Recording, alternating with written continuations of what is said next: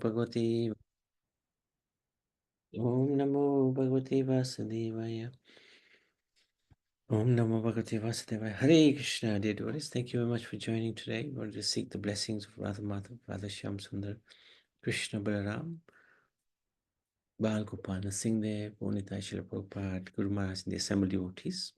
So, I wanted to continue with the Bhagavad Gita, chapter 15. Chapter 15 also only contains 20 verses, just like chapter 12. So it's one of the smallest chapters, but some of the verses are quite long. But also, this chapter is incredible chapter. Its name is the Yoga of the Supreme Person. It's actually, the Sanskrit name is Purushottam Yoga. And it describes pretty much, it gives a very good description of the spiritual world, material world, who we are and who God is. It's a really incredible chapter. The ultimate purpose of Vedic knowledge is to detach oneself from the entanglement of the material world and to understand Krishna as the Supreme Personality of Godhead.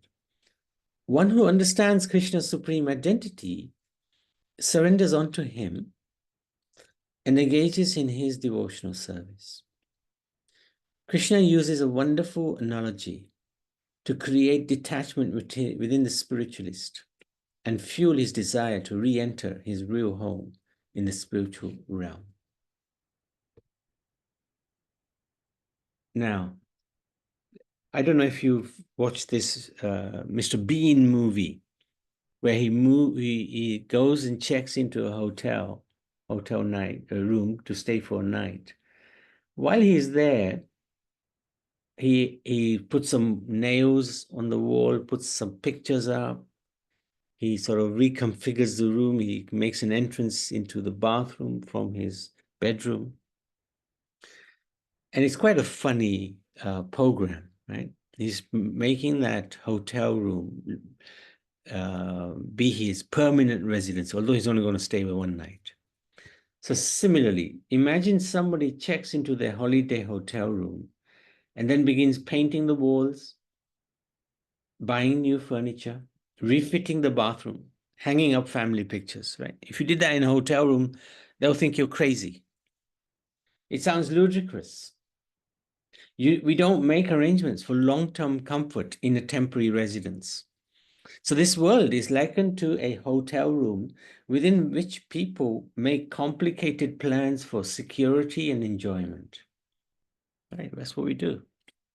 We make elaborate plans to enjoy in this world, thinking we're going to live forever in this world. So, what are the themes of this chapter?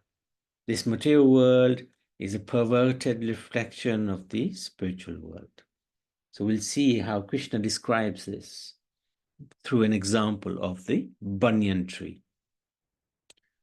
Krishna then gives a glimpse into the spiritual world. He also shows us how he maintains us at every level.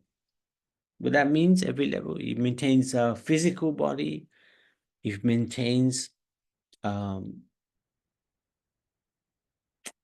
at so many levels. He gives us the water we drink, the food we eat, the air we breathe. He even enters our stomach as fire in order to digest the food that we eat.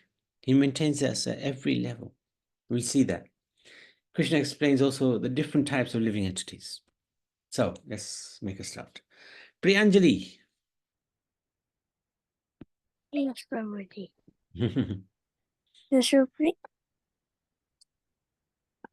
The Supreme Personality of Godhead said, "It is said that there is an imperishable banyan tree that has its roots upwards and its branches down, and whose leaves are the Vedic hymns. One who knows this tree is the knower of the Vedas. The branches of this tree extend downward and upward, nourished by the three modes of material nature. The twigs are the objects of the senses.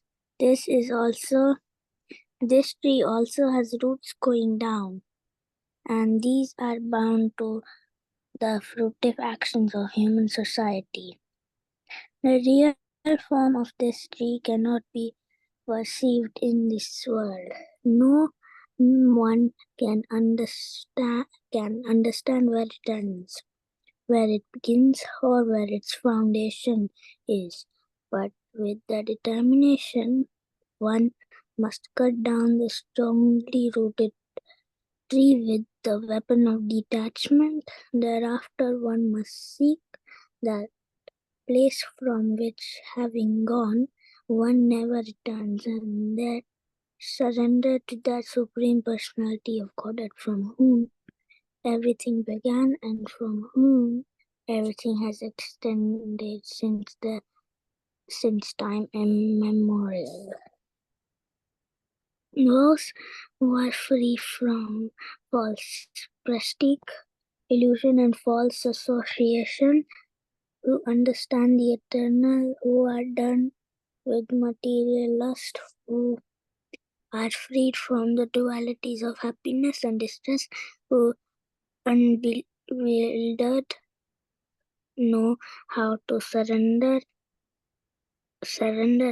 into the Supreme Person to attain Supreme Person attain to that eternal kingdom. Very good reading. So, summary of these 5 verses. So, Krishna is describing this banyan tree.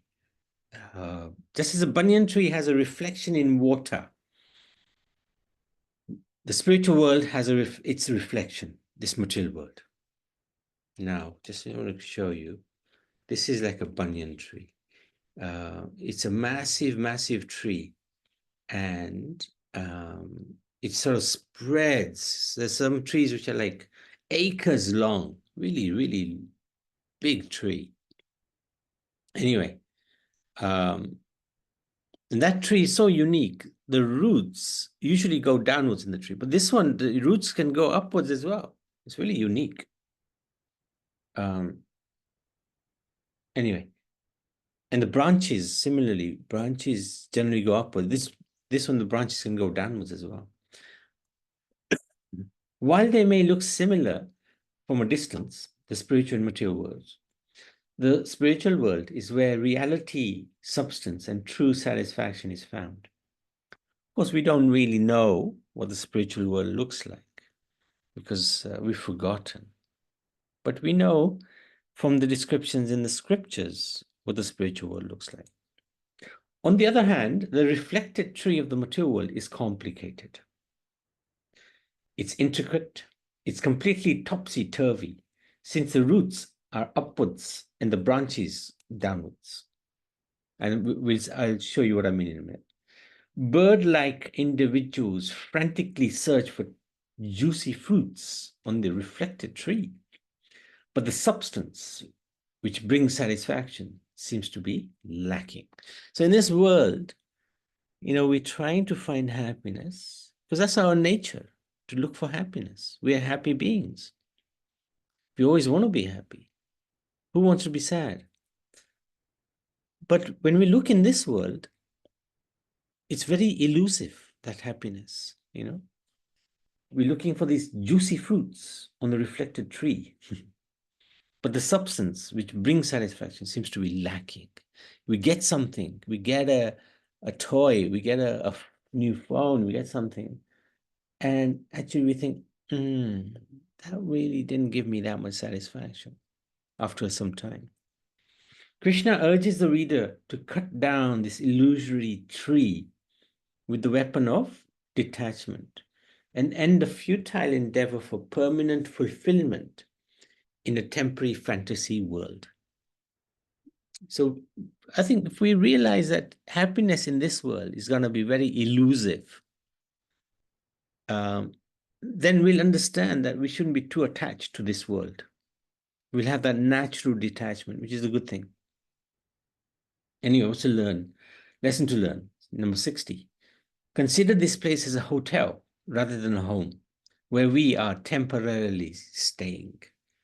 So we should understand that, when you go to a hotel room, you don't mess it up. You don't destroy it. You look after it. Or they'll charge us a fee, when we leave. So similarly, this material world, we look after it. We're living it. We should understand it's not ours. We're just renting it for a little while. We look after it.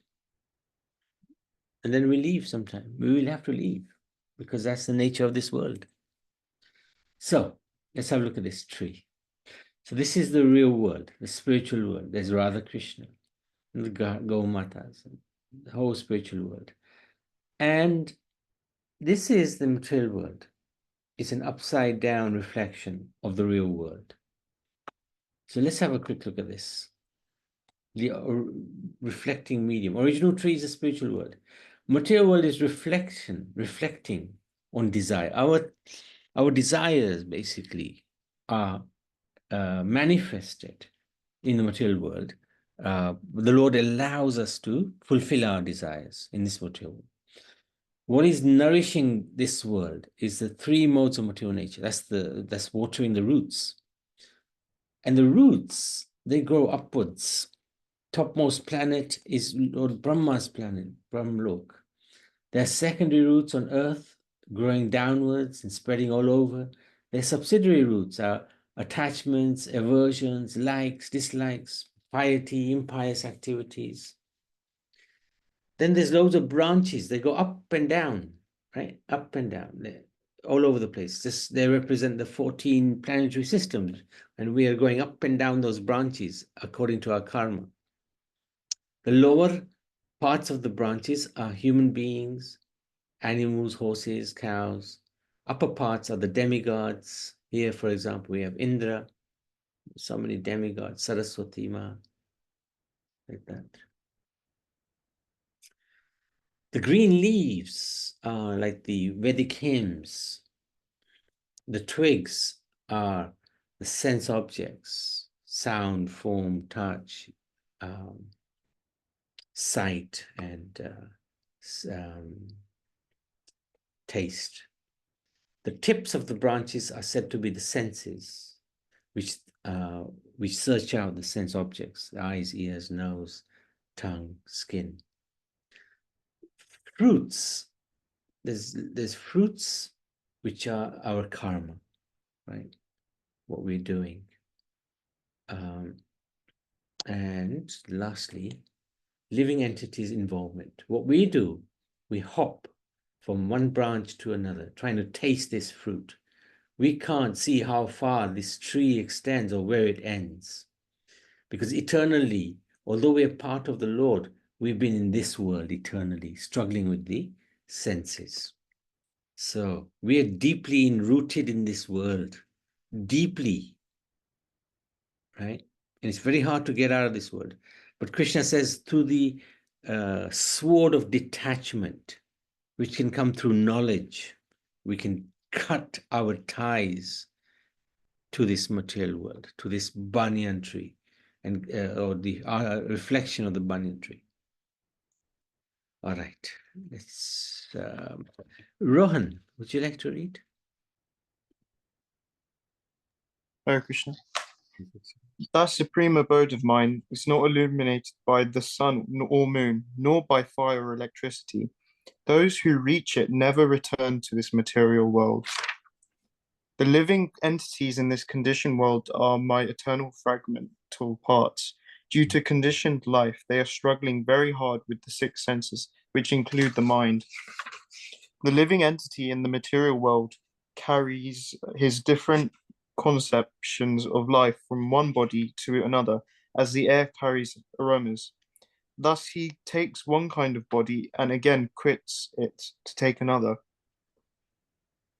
The living entity, thus taking another gross body, obtains a certain type of ear, eye, tongue, nose, and sense of touch, which are grouped about the mind. He thus enjoys a particular set of sense objects. The foolish cannot understand how a living entity can quit his body, nor can they understand what sort of body he enjoys under the spell of the modes of nature, but one whose eyes are trained in knowledge can see all this. So The endeavor. just 1 second. Here Krishna is describing, giving a little hint about the spiritual world, right? That it's not illumined by the sun or the moon, nor by fire or electricity. And he's also saying one who reaches there never comes back to this world. And then he also talks about how in this material world, the living entity carries his different conceptions of life from one body to another. So he's talking about reincarnation and the process of reincarnation. So very interesting points Krishna is making. Sorry, carry on, please. The endeavoring transcendentalists who are situated in self-realization can see all this clearly, but those whose minds are not developed and who are situated in self-realization cannot see what is taking place, though they may try to. Brilliant, brilliant. So let's do a summary of those 7 verses. I think it's all 6 verses. Krishna gives a glimpse of the spiritual world, showing how its nature is perfect, complete, fully satisfying to all. Once having gone there, one never returns to this world. Here in the material realm, an individual hops from tree to tree, acquiring various material bodies based on the worldly desires they cultivate throughout life. At the time of death, through the subtle workings of reincarnation, one receives a body which is tailor-made to facilitate such desires. So we have to be very careful what we desire. You know, if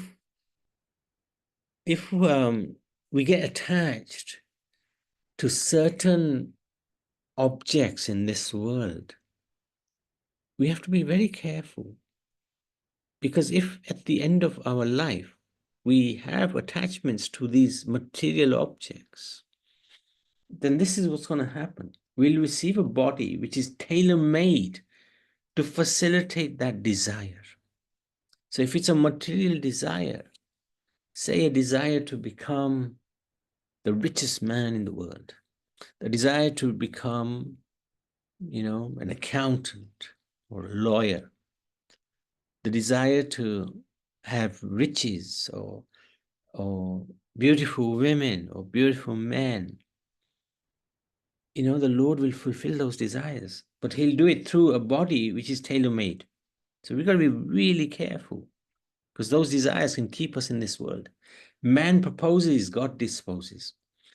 Thus, different life situations are meant to teach us a simple lesson. We are looking for the right thing, happiness, but we're looking in the wrong place. So what's the lesson? Lesson to learn is actually our desire should be the spiritual world, because the spiritual world is our real home. That's our desire. We want to serve God. That's if we can get that into our psyche, get that understanding from a young age. I want to serve God. I want to please God. I want to do everything to please the Supreme Lord. Then we are on the right track. Okay. So we look at the description of the spiritual world in this, where there's no light, no need for light source. Why is there no need? Because all the planets are self-illuminous. And their shining effulgence is called the Brahmajyoti. The Lord is also self-illuminous. He's got an effulgence coming from his body. All effulgence comes from the planet of Krishna, Golok, Vrindavan. 1/4 of the spiritual sky is covered by the Mahatattva, which constitutes the material world. And the material world has one self-luminous planet, the sun. Or every universe has one sun. Why is this information of the Supreme Lord given to us? Well, when the conditioned soul hears, when we hear, we should be captivated by this information. This should capture our hearts. And we should have a desire to transfer to the spiritual world and extricate ourselves from this perverted reflection. If too much attached to material world, it's difficult to cut off this banyan tree. It's very difficult to cut it. Importance of paramamama, which is, refers to the spiritual world. Every nook and corner is the Lord's property, but the spiritual world is paramamama, full of 6 opulences. Reference is Katha Upanishad. This whole spiritual sky is illuminated by internal potency. No need of sun, moon, stars.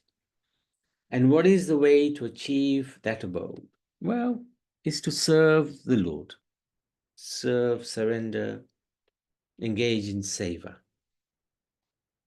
So let's continue. I think Rohan, take it on again, please, if you don't mind. Okay. The splendor of the sun, which dissipates the darkness of this whole world, comes from me, and the splendor of the moon and the splendor of fire are also from me. I enter into each planet, and by my energy they stay in orbit.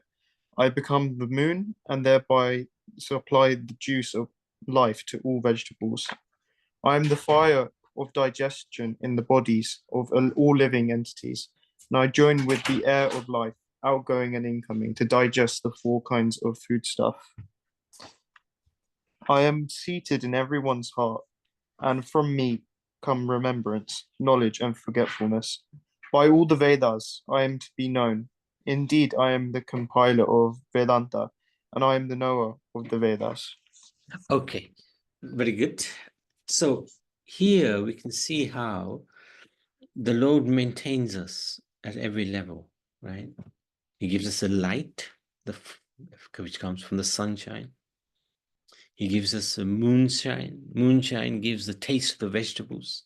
He gives us a fire, also comes from him. He enters into each planet, make them stay in orbit. He becomes the moon.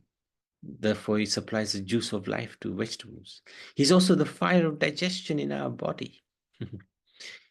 And he joins with the air of life, outgoing and incoming, to digest the food. He's also seated in our hearts. And he gives us remembrance, knowledge, and forgetfulness. So he maintains us at every level. One who is entangled within the reflected tree of material existence can develop his Krishna consciousness by appreciating Krishna as the maintainer, as our maintainer on all levels. Krishna maintains our gross physical body by arranging fundamental resources that provide the energy of life. He gives us the food that we eat, the water we drink, air we breathe. He also maintains our subtle capacities by facilitating knowledge, remembrance, and forgetfulness. And finally, most importantly, Krishna maintains our spirituality by offering ways and means to achieve self-realization and escape the dangerous cycle of repeated birth and death. So what's the lesson to learn? Krishna is always our maintainer, right? He's our well-wisher. If we can understand that God is our greatest well-wisher, it means he won't want anything bad to happen to us, then we'll always feel safe and protected, no matter what is happening around us, whatever is happening to our body due to our karmas. If we can just focus our thinking that God is our best friend, then no matter what's happening around us, we'll still be at peace because we know God will never do any harm to us. Yeah. So this is very, very powerful to give us peace of mind in this world. It's the way to live in this world. It gives us that roadmap, how to live in this world.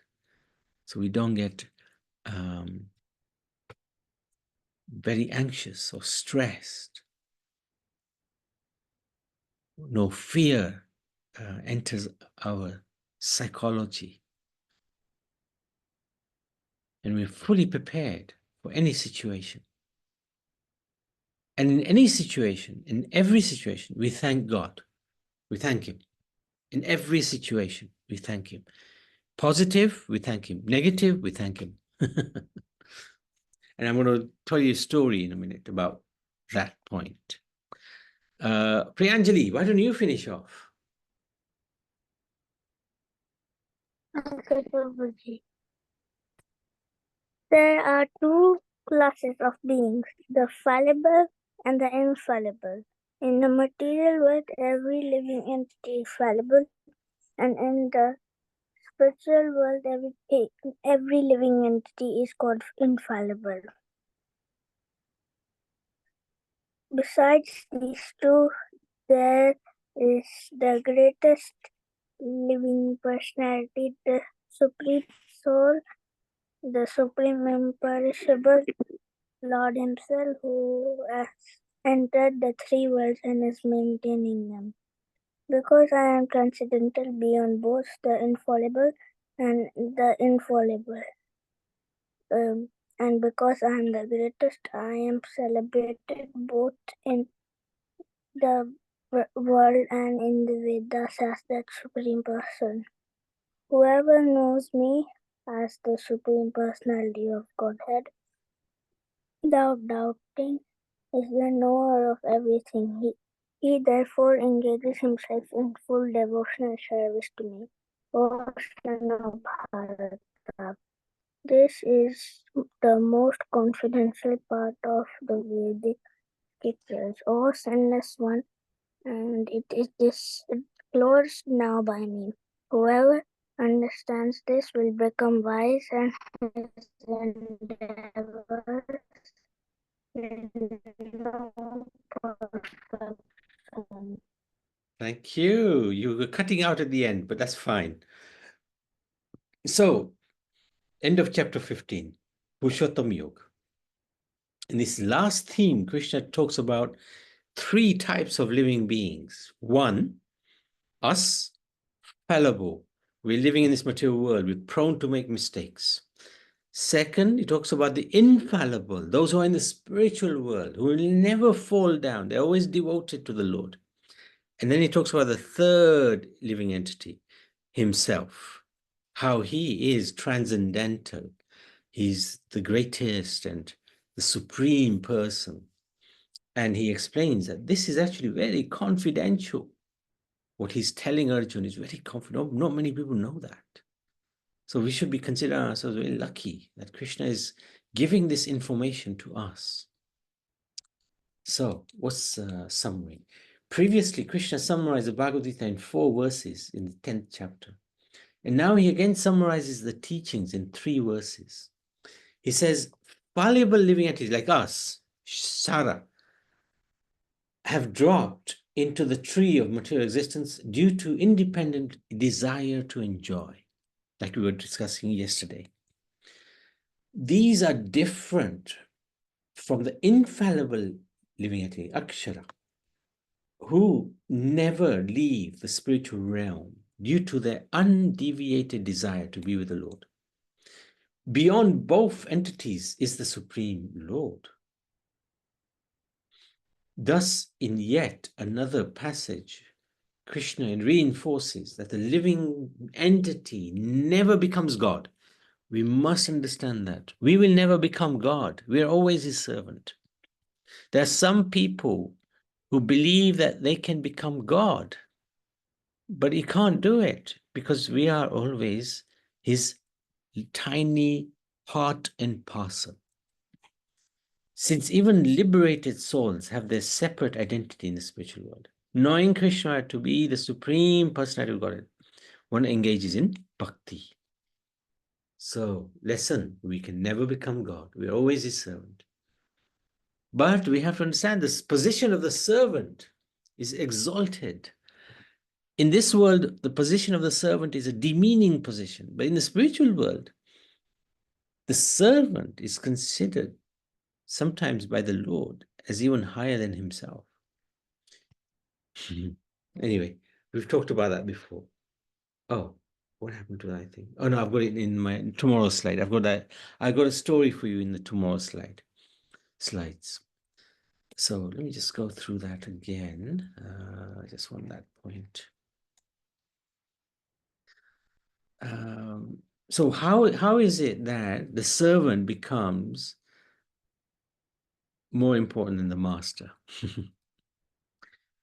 The master is always important, but the attitude of the master is very important as well. The attitude of the master in this material world is that he is superior and everybody else is inferior. But in the spiritual world, the master, Krishna, he sees that his servant is doing so many things for him, and he likes to reciprocate. This is God. He wants to do something for the servant. But the servant will say, no, no, I don't want to do anything. I don't want you to do anything for me. I just want to serve you. And Krishna will say, no, I want to serve you. No, the servant says, you can't serve me because my duty is to serve you. I want to make you happy. And Krishna will be saying, I want to make you happy. Well, I'm happy because I'm serving you. And Krishna will say, well, I want to make you happy independent of you serving me. And the servant will say, no, you can't do that, my lord. So, in effect, what happens is Krishna is willing to do anything to please his servant. So Krishna becomes subordinate to the servant. He will do anything for that servant. So this is how the Lord becomes the servant of his servant. So this is the reciprocation between God and us, the living entities. Any questions? Yeah, Prabhu, Yes. is that in the spiritual world, yeah, when Krishna was to become a servant of his servant? That's in the Even here, we saw Arjun, right?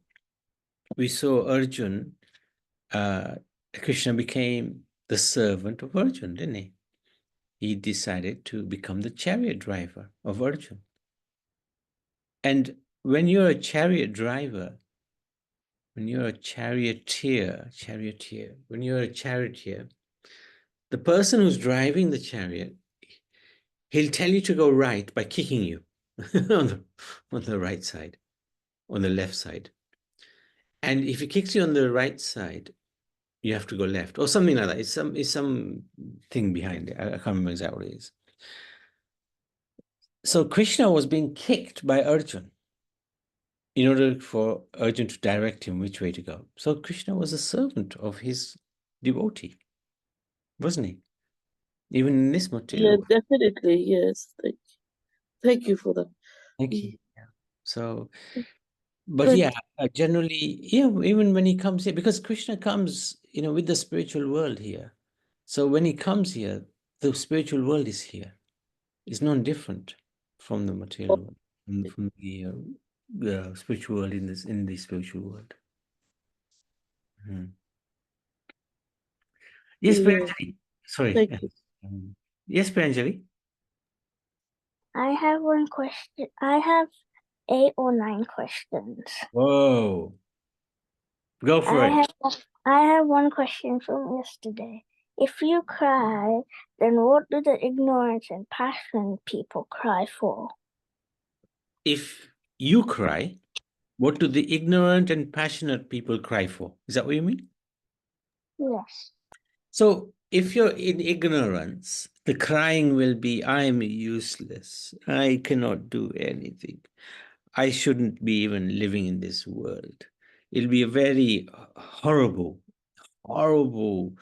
mood of that person, right? It'll be very negative. The person who is in passion, they'll be crying, oh, I lost this. Oh, I had this and I lost it. That's what they'll be doing. They'll be always crying about something that they had and lost. And when you're in spiritual world, if somebody wants to come back to the material world, can they or not? Yeah, of course they can, but they will never come back, because in the spiritual world, they will remember their time in this crazy world, and they'll never even think about coming back to this world. Never. And if Krishna is in our heart, then why are some people evil? Does he make them? No, he doesn't do anything. He fulfills desires. He is the sanction. He gives a sanction. If you want to do something crazy, he'll sanction it because you want to do it. He's like the father who will allow the child to burn his finger just that child learns a lesson.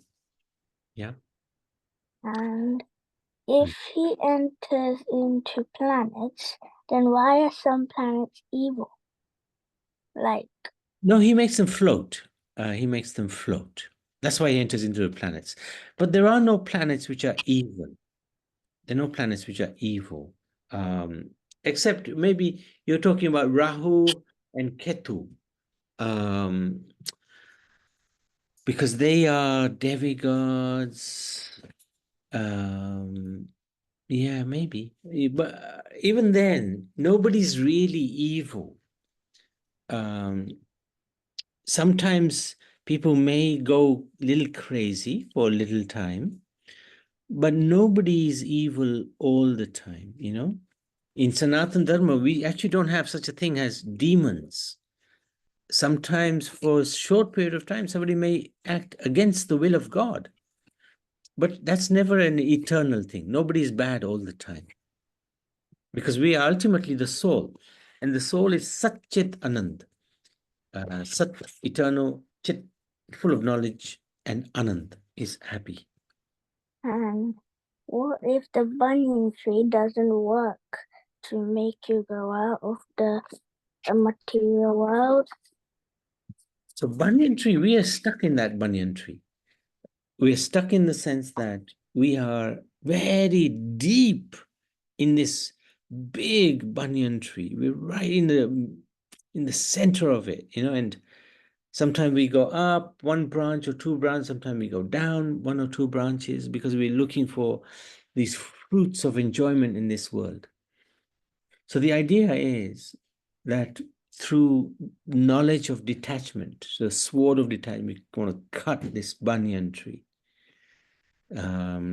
so that we go back to the spiritual world. And if you make God your best friend and he gives you pain for some reason, then why is that? See, he is our best friend, whether we like it or we don't, right? He's always our best friend. But he doesn't give us pain. We give ourselves pain. We do crazy things. And then we blame it on God. Oh, you made me fall down or something, you know. And actually, it's not God who's made us fall down. We've done it to ourselves. But we like to blame some other people, you know. This is one of our problems in this world. We're always looking for somebody else to blame for our problems. But actually, our problems are our problems. They result because we've done something wrong in our past life, so we have a problem in this life. And when we think like that, then we won't blame anybody. We won't blame God. We won't blame our parents. We won't blame our children. We will just realize, okay, you know, I'm going through this challenge. It's my own, it's because of what I've done in the past. I'll take responsibility and I will not point the finger at others. I will not do that. And I will remain positive. I will remain steady and fixed. And if Srila Prabhupada wrote the Bhagavad Gita, is he writing like he's the one who is infallible or God is infallible? No,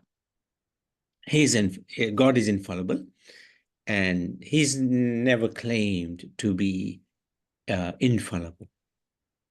But we know that Prabhupada is a self-realized soul, that he is actually in that category of infallible.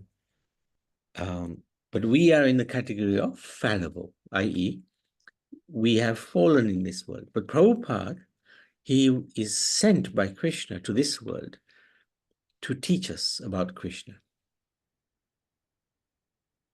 And if just like Duryodhana said, there's nobody greater than him. Mhm. God saying that he is the great, like bragging. Yeah, and he can say that because he is the greatest. And he's giving us that information. See, Duryodhan was thinking he's the greatest, but he's the greatest fool, right? Because we saw he got defeated in the battle of Kurukshetra. So he was a great fool. But Krishna, he's the greatest person. And he's letting us know. He doesn't say this often. He does not say this often. He's very humble. But he wanted Arjun, or he wanted us to know who he is. And if Duryodhana said that he didn't find anybody greater than him, then why couldn't he just say that He couldn't find anybody greater God? than him. That's correct. That's correct. Then what? Then if Duryodhana said that there's nobody greater than him, then why did he not say that God is not greater than him? Because he didn't believe in God. He didn't believe in God. Then why did he come to Krishna? Because Krishna was a great, he came to Krishna because Krishna was like a king, not because Krishna is God. See, Krishna is many things to many people. And to Arjun, Krishna was his friend. He wasn't God. He was his friend. To Radharani, Krishna is his lover. To Mother Yashoda, Krishna is his son. To his devotee, he's God. To Duryodhan, he was just a powerful king who he wanted to take advantage of.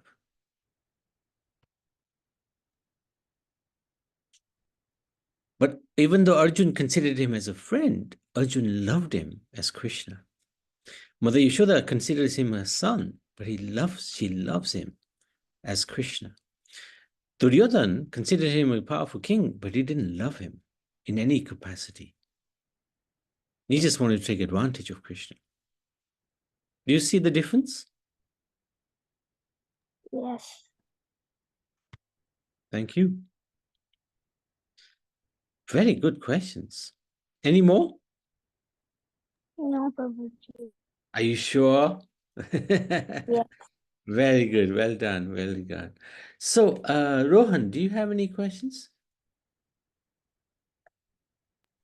Hare Krishna. I'm not sure, but was one that I've had for quite a long time, to be honest. It's not to do with this chapter, but it's if God's the greatest, why actually created him?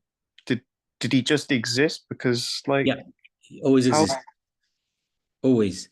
It's very hard for us to understand because in this world there's a beginning, there's a middle and there's an end. And that's what we're used to for lifetime after lifetime.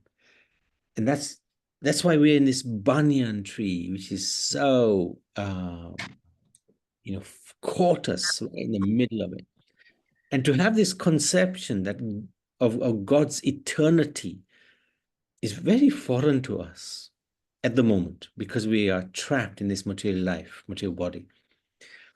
But we also are eternal beings, right? There was never a time when Krishna says, natvam nime janadipa, that never was there a time when you, I, all these kings did not exist. We've always existed. So even we have existed prior to this. So in terms of the Supreme Lord, he's always been in existence. There was never a time when he was not in existence.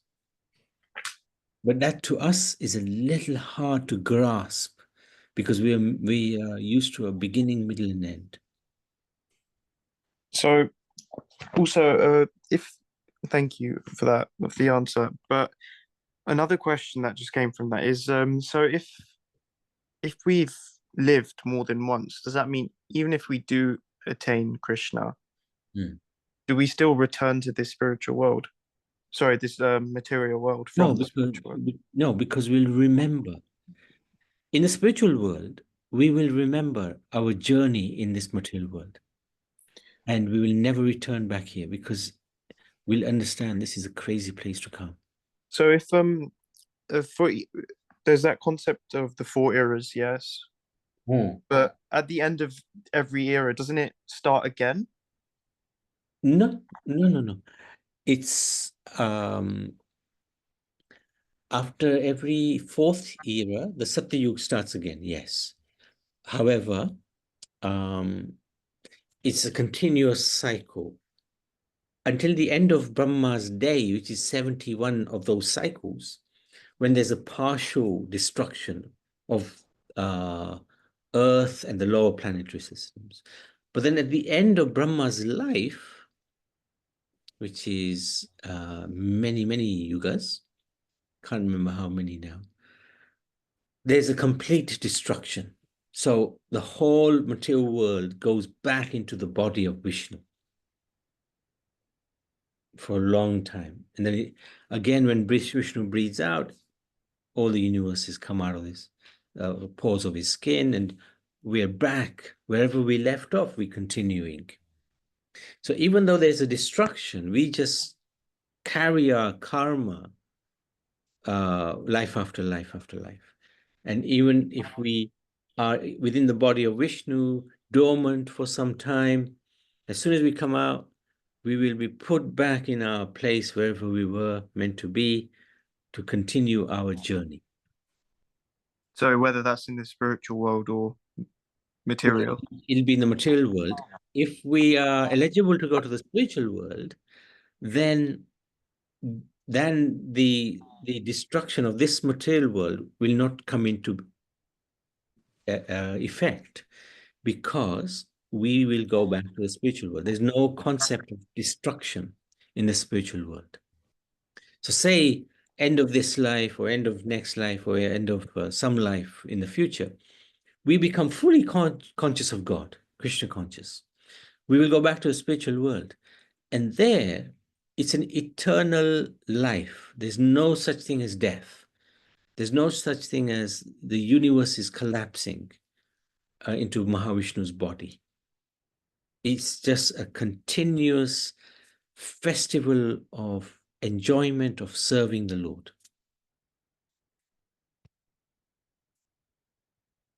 Thank you, Hare Krishna. Thank you so much. Very good. Yes, Sunil. Hare Krishna, dear devotees. Hare Krishna, Prabhu. I have two questions. One is, what is Sharanagati? And What the is second, Sharanagati? Sharanagati means surrender. And Bhakti Vinod Thakur has written he's written many, many songs about Sharanagati. Basically surrendering to the Supreme Lord, surrendering to the Guru. It's a surrender in connection with the Supreme. okay, thank you. And the second question is about reading and chanting. Is reading compulsory, like Shravanam, Kirtanam? What comes first, Shravanam or Kirtanam? Shravanam, hearing. So listening to lectures is important. Shravanam, Kirtanam, Vishnu, Shravanam, Shravanam, Kirtanam, Vishnu Smaranam. Yeah, so Shravanam is hearing, Kirtan, singing or reading, and then Vishnu Smaranam, remembering the Lord. They're all equally important, but the first is hearing. The most important is hearing. Okay, because why I'm asking this? Some say it is, but it's okay for me. Some say you have to read at least not only hearing, but you have to read. Otherwise, might forget or you might make any mistake. Yeah, reading is important, but it's not, it is important. It should be done. You should give it some weight because reading will increase one's knowledge. It will give give us that sword of knowledge, by which we can cut our ties to this material world. Reading is important. But say somebody can't read. There was a devotee in South India who couldn't read. And Chaitanya Mahaprabhu went to that temple where he would sit, look at the Bhagavad Gita, that's the front cover, and he would cry. This devotee would just cry. Everybody else would be laughing at that devotee. Why is he crying? He can't even read the Bhagavad Gita. Why is he crying? What's he can't even understand anything. He's looking at, he's picked up the book and he can't read. What's the point? What's going on? And so Chaitanya Mahaprabhu approached him and he said, why are you crying? He said, I'm crying because Krishna has taken the position of the chariot driver of Arjun. The master has taken the position of servant to his devotee. And I am just totally amazed. And I am just become so emotional just thinking about this. That's all I'm thinking. And then Chaitanya Mahaprabhu said, well, you're the one who's really understood the Bhagavad Gita, not all of these guys who can read. So that reading shouldn't make us proud. Oh, I've done so much reading. I know so much, Like there was the story of the cobbler and the Brahmin. The Brahmin, he was a intellectual personality who served God. And when Narad Muni came to him, he said to Narad Muni, are you going to see God? Yes, I will go and see Vishnu. Ask Vishnu, am I coming back to him in this life? And so Narad Muni said, okay, I will do that. And then there was a cobbler, that very humble cobbler who couldn't read, who was not very intelligent, but he was always remembering God. And he asked Narad Muni, when you see God next, ask him how many lifetimes I will have to suffer in this world before I can see him. So then Narad Muni went to the spiritual world and he said to the Lord, I came across a Brahmin. He asked me the question, will I see you, my Lord? Will he see you in this lifetime? And the Lord Vishnu said, no, he won't see me for many lifetimes. Oh, okay. I also met a cobbler, a very simple person. How many lifetimes before he comes and sees you? Oh, in this very lifetime, he will be with me. Narad Muni was shocked. How is that possible? My Lord, I don't understand. So then the Lord explained to him, okay, when you meet them again, and they will ask you, what was the Lord doing? You tell them that the Lord was threading an elephant through an eye of a needle. Okay. Narad Muni didn't understand this, but anyways, okay. He met the Brahmin, and he asked the Brahmin. The Brahmin asked him, do you see Narayan? He said, yeah, I saw him. So, did you ask him, am I coming back to him in this life? Yeah, I did ask him. What was his answer? Very proud, thinking, I am going back. I have so much knowledge. And Narad Muni said, actually, the Lord said it'll take you many lifetimes before you can go back to him. Oh, really? Are you sure you went to see the Lord? What was he doing? He was threading an elephant through an eye of a needle. You're joking. Go away from here. Elephant through an eye of a needle. Nonsense. Get out of here. So Narad Muni understood this guy actually doesn't understand the concept of God, or he's not humble. Then he went to the cobbler, and the cobbler asked him the same questions. Have you seen the Lord? Yes. And how many lifetimes? Oh, Lord said, in this very life you will go. Really? The Lord really said that? So it's interested. What did the Lord do? What was he doing when you saw him? He was threading an elephant through iron. Oh, really? That's incredible. You really believe that? Narad Muni said to the cobbler. Yes.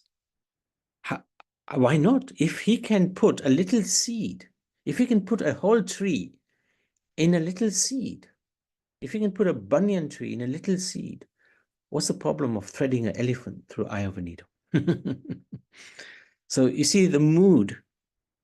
The cobbler was not intellectual. He did not read, but his devotional mood was fantastic. The Brahmin, he was well read, but he didn't have any devotion. So, Sunil, it all depends. If what you're reading, what's your purpose of your reading? If it is to, if you're going to use that knowledge to become arrogant and defeat people through that knowledge, then what's the use? But if you're going to use that knowledge to become closer to God, to understand the Lord better and our position, then yes, that knowledge will help. Does that make sense, Sunil? Yeah, sure, Prabhu. Thank you for the explanation. Thank you. Thanks a lot, Hare Krishna. Priyanjali.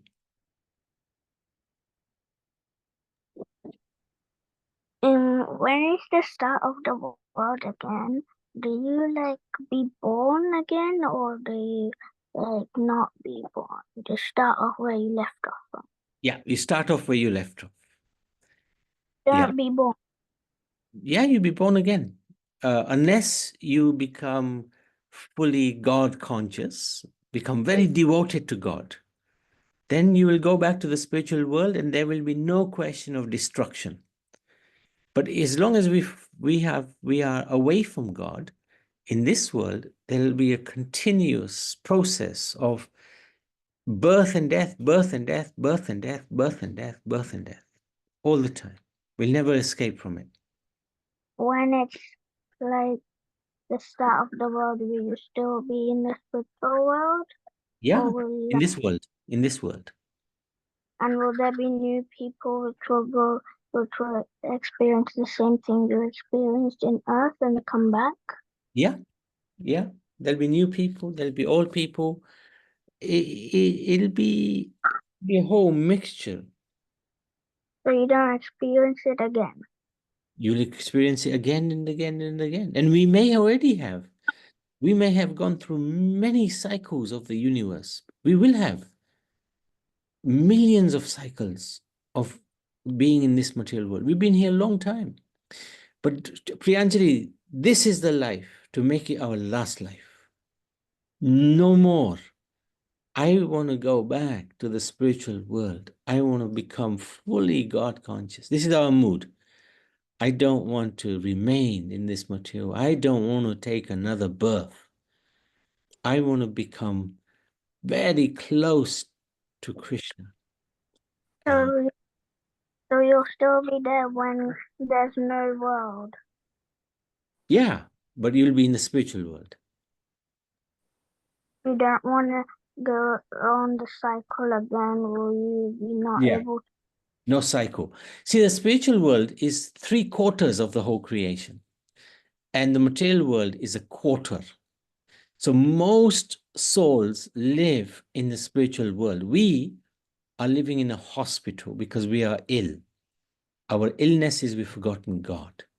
As soon as we get cured of that illness, we can go back to the spiritual world. Sorry, Prabhu, can you repeat that? You said the whole creation. Yeah, of the whole creation, Because 3/4 is spiritual. Is Vaikuntha, Golok Vaikuntha, Golok, Vrindavan, Vaikuntha, Ayodhya. That accounts for 3/4 of the whole creation. This material world is a small part of the creation, right?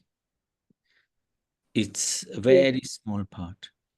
And it's... You said 1/4? What? Yeah. There was It's less than a quarter. less than a quarter Less than a quarter. of the spiritual world, yeah? Yes, yes, Yes. that's correct. And that is millions of universes, right? Millions of universes within this material. But it's a very small part of the whole existence.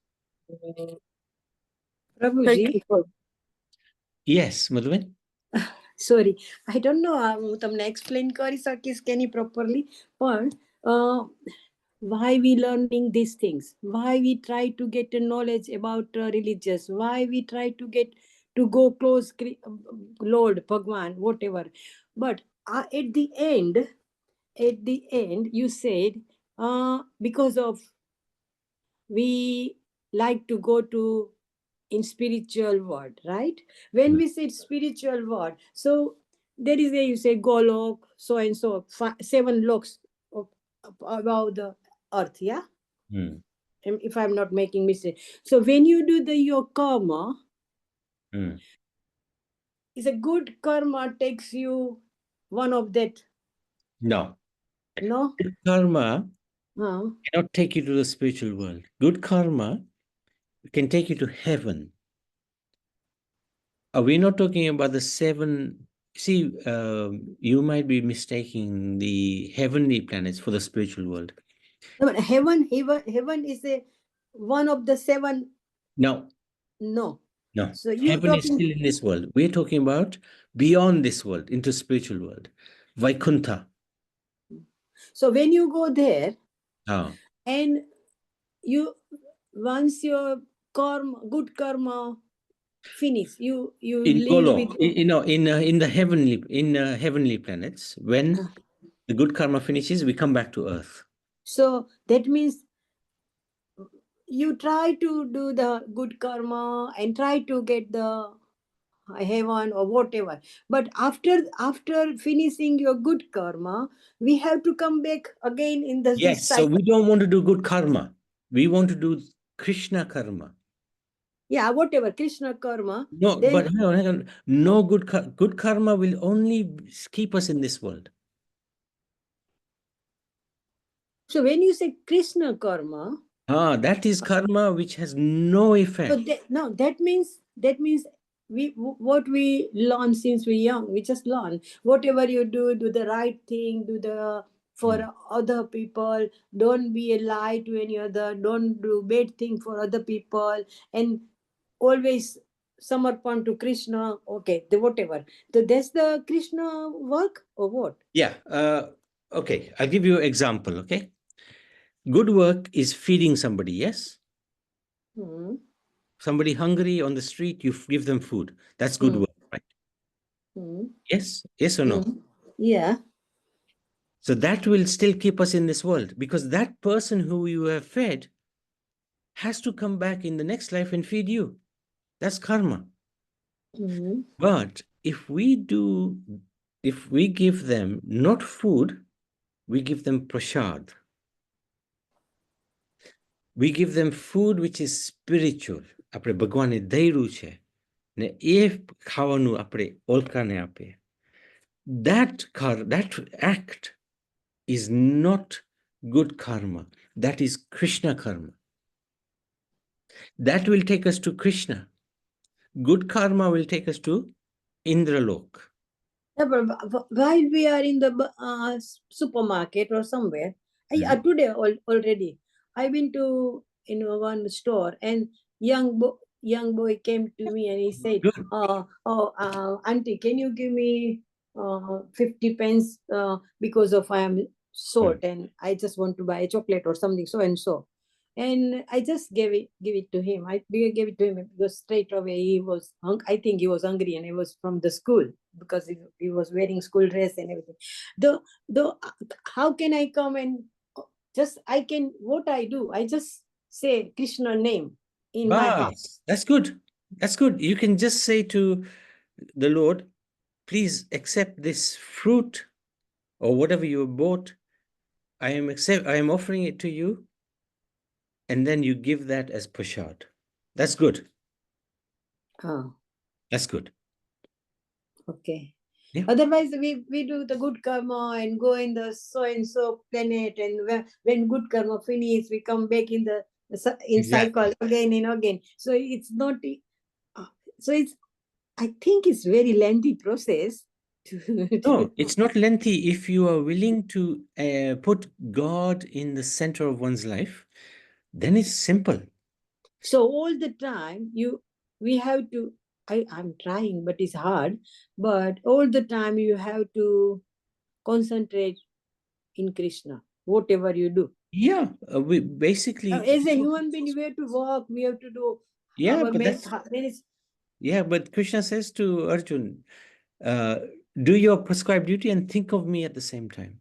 So why not? And you remember when you're doing your housework, you're thinking of Krishna anyway. When you're doing your cooking, you're thinking of Krishna anyway. You're singing Krishna's names, bhajans. Yeah, I know. So you can do it. Why not? Yeah, I feel better chanting name. Nothing, but whenever, whatever you do, and just remember him, and that's we don't know, but is something miracle happen in our life, if keep doing Krishna's name only. I know, but when we discussing this whole matter and listening something, it's always question comes, and Yeah. That's good. That's good. No, thank you. Anyway, Okay, thank you, thank you. Prabhuji. So, if there's no more questions, we can stop there. And we can do a round. Bhagavad Gita ki jai.